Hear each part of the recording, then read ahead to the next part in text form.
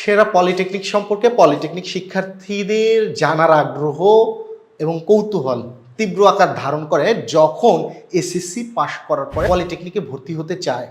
এই অবস্থায় একজন শিক্ষার্থীর কিভাবে আসলে সেরা নির্ধারণ করবে এটা নিয়েও অনেকের মনে কৌতূহল থাকে, অনেকের সন্দিহান থাকে। স্বাভাবিকভাবে কারিগরি শিক্ষা বোর্ড প্রত্যেক বছর রেজাল্টের উপর ভিত্তি করে ওই কলেজের শিক্ষক পারফরমেন্সের উপর ভিত্তি করে একটা সেরার তালিকা প্রকাশ করে, কিন্তু বাস্তব ফিল্ডে আমরা এইটাকে ভিন্নভাবে শিক্ষার্থীদের সুবিধার্থে উপস্থাপন করতে চাই। সেটি হচ্ছে, আপনি যদি সেরা পলিটেকনিক হিসেবে বিবেচনা করতে চান, এই সেরার মানদণ্ডটা হবে সেখানকার শিক্ষা পরিবেশ কেমন, সেই পলিটেকনিকে শিখতে চাওয়ার পাশাপাশি আশেপাশে শেখার সুযোগ কেমন, এবং ওই পলিটেকনিকের আশেপাশে বা ওই এলাকায় চাকরির সুযোগ কেমন। এই বিষয়গুলোকে সামনে রেখে মূলত আমরা সেরার রিভিউটা করি। সো সেই দৃষ্টিকোণ থেকে আমরা বেশ কয়েকটা ক্যাটাগরিতে আমাদের এই সেরা রিভিউটা দিব। প্রথমত আমরা সেরা পলিটেকনিক বলছি ঢাকা পলিটেকনিককে। আর ঢাকা পলিটেকনিককে সেরা বলার উদ্দেশ্য একটি, যে এটি রাজধানী শহরে। একইভাবে ঢাকা পলিটেকনিকের পাশাপাশি মেয়েদের জন্য ঢাকা মহিলা পলিটেকনিককে আমি রিকমেন্ড করব।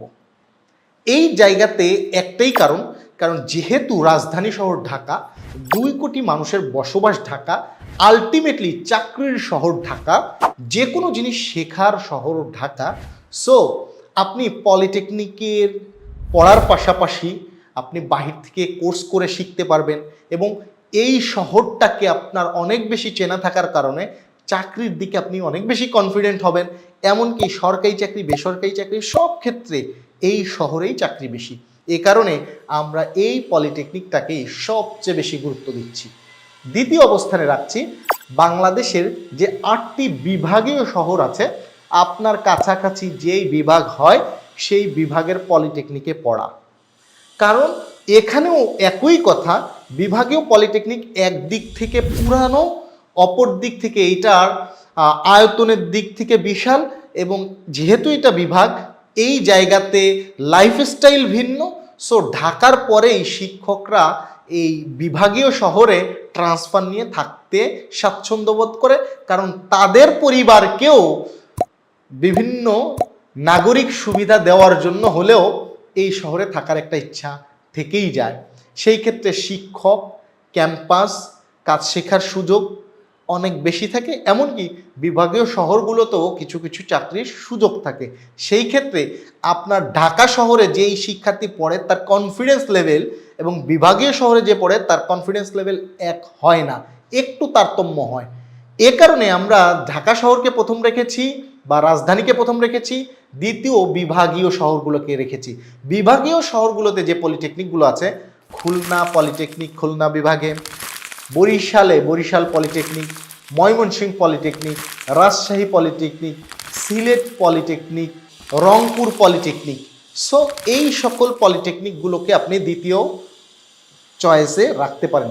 অপরদিকে মেয়েদের জন্য এই জায়গাতে 4টি মহিলা পলিটেকনিক আছে। খুলনা একটা মহিলা পলিটেকনিক আছে, ঢাকা মহিলা পলিটেকনিকের কথা আমরা ইতিমধ্যে জেনেছি।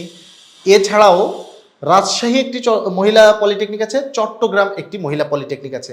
আপনারা মহিলা পলিটেকনিকের দিকে ঝুঁকতে পারেন, ট্রান্সপোর্টও অনেক বেশি ইজি হবে। আপনাকে কোনো ধরনের কম্পিটিশনেই যেতে হবে না যদি আপনার একটু মোটামুটি মানের রেজাল্ট থাকে।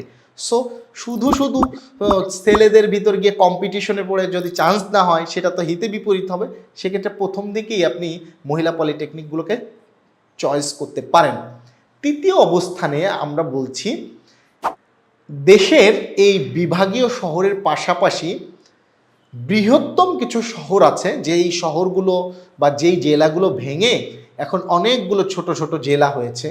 সেই সকল জেলাগুলোতেও পলিটেকনিকগুলো অনেক বড়, ক্যাম্পাস বড়, সেখানকার মান অনেক ভালো, সেখানকার ল্যাব অনেক সমৃদ্ধ। যেমন সেই তালিকায় যদি আমরা দেখি, পাবনা পলিটেকনিককে পাবো, কুষ্টিয়া পলিটেকনিককে পাবো, দিনাজপুর পলিটেকনিককে আমরা পাবো, ফরিদপুর পলিটেকনিককে পাবো, টাঙ্গাইল পলিটেকনিককে পাবো, এভাবে বড় বড় কিছু পলিটেকনিক আছে। সেই পলিটেকনিকগুলোকে আপনারা আপনাদের পছন্দের তালিকায় রাখতে পারেন। চতুর্থ লিস্টে রাখতে পারেন আপনি জেলা শহরের পলিটেকনিককে। জেলা শহরের পলিটেকনিক বাংলাদেশের প্রায় 64টি জেলার 23টি জেলা বাদে সব জেলাতেই একটা করে সরকারি পলিটেকনিক আছে। এই জায়গাতে আপনার জেলাতেই যদি আপনার পছন্দের ডিপার্টমেন্ট থাকে, তাহলে প্রথম অবস্থায় যদি এখানে আপনি আবেদন করে ফেলেন, চান্স পাওয়ার সম্ভাবনা অনেক বেশি। তবে আপনার পয়েন্ট বিবেচনায় আপনাকে আবেদন করতে হবে। আপনার যদি 4.50 বেশি পয়েন্ট না থাকে, আপনি ভাই জেলা পলিটেকনিকের বাইরে চয়েস দেওয়ার মোটেও দুঃসাহস করিয়েন না। স্বপ্ন না দেখাটাই ভালো। চাইলে আপনি পলিটেকনিকে গিয়ে এই যে রেজাল্টের কারণে ভালো পলিটেকনিকে ভর্তি হতে আপনাকে যে বেগ পেতে হচ্ছে, এই বেগটাকে একটা শক্তিতে পরিণত করে আপনি ভালো রেজাল্ট করে ভালো স্টুডেন্ট হয়ে যান এবং সেখান থেকে প্রয়োজনে আপনি ভালো একটা পলিটেকনিকে পরবর্তীতে ট্রান্সফার নেন। এটা আপনার জন্য বেটার হবে, কিন্তু আপনি অন্য পলিটেকনিকগুলোতে আবেদন করিয়েন না। এইভাবে আমরা মূলত 4টা ক্যাটাগরিতে সেরা পলিটেকনিক বিবেচনা করেছি। স্পেসিফিকভাবে কোনো পলিটেকনিকের নাম উল্লেখ না করার উদ্দেশ্য হচ্ছে আপনার শহরের কাছাকাছি যাতে আপনি পড়তে পারেন এবং পড়াশোনার মান সেম থাকে।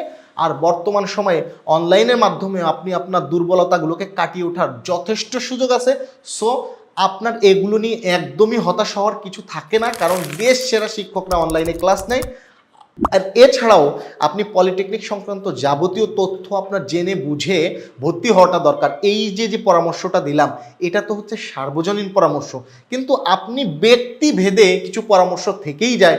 আপনার জিপিএ 5 হয়েছে, আপনার 4.88 হয়েছে, আপনার 4.93 হয়েছে, আপনার 4.50 হয়েছে, আপনার কোন ডিপার্টমেন্ট ভালো হবে, কোথায় পড়লে ভালো হবে, সামগ্রিকভাবে পরামর্শ নিয়ে আপনি যদি এগিয়ে যান, তাহলে ক্যারিয়ারে অনেক বেশি এগিয়ে থাকবেন। আর পলিটেকনিক শিক্ষার্থীদের জন্য আমরা পুরো সফলতার জন্য একটি রোডম্যাপ নিয়ে এসেছি, যেটা হচ্ছে ডিপ্লোমা ইঞ্জিনিয়ারিং ক্যারিয়ার জার্নি। এই বইটি পড়লে আপনি বুঝতে পারবেন কিভাবে পলিটেকনিকে চান্স পাবেন, কি কি বিষয় কনফিউশন থাকে, চান্স পাওয়ার পরে কি করণীয় এবং সেখানে ভালো রেজাল্ট করতে করণীয় কি, কোথায় কোথায় চাকরি আছে, কোন চাকরির বেতন কত, কিভাবে আপনি উচ্চশিক্ষা গ্রহণ করবেন, সামগ্রিক তথ্য সম্মিলিত একটা বই হচ্ছে ডিপ্লোমা ইঞ্জিনিয়ারিং ক্যারিয়ার জার্নি। এই বইটি পড়লে আপনি ক্যারিয়ারে বড় ভুল থেকে বেঁচে যাবেন, সফলতা পথে অনেকখানি এগিয়ে যাবেন। বই সংগ্রহ করতে বা ফ্রিতে ইনফরমেশন নিতে ডেসক্রিপশনে একটা রেজিস্ট্রেশন লিঙ্ক আছে, পূরণ করলেই আমরা আপনাকে তথ্য সেবা দিয়ে সহযোগিতা করব। ধন্যবাদ।